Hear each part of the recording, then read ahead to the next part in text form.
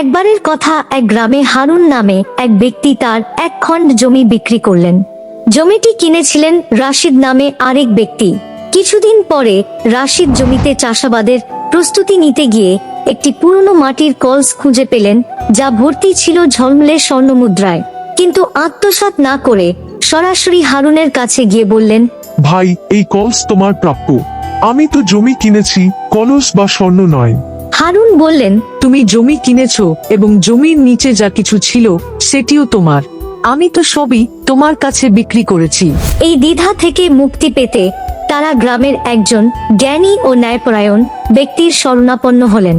বৃদ্ধ লোকটি সব শুনে বললেন, তোমরা দুজনেই সত্য ও উদারচেতার মানুষ। বলো তো, তোমাদের কারো সন্তান আছে? আমার একটি ছেলে আছে। আমার একটি মেয়ে রয়েছে। তখন সেই জ্ঞানী ব্যক্তি হেসে বললেন, তোমরা চাইলে এই সমস্যার একটি সুন্দর সমাধান রয়েছে।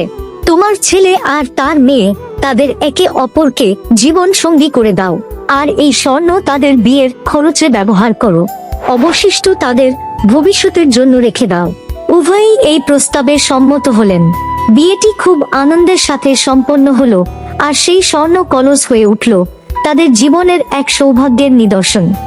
বার্তা: সততা ও পরস্পরের প্রতি বিশ্বাস একদিন শান্তি ও কল্যাণের পথ দেখায়।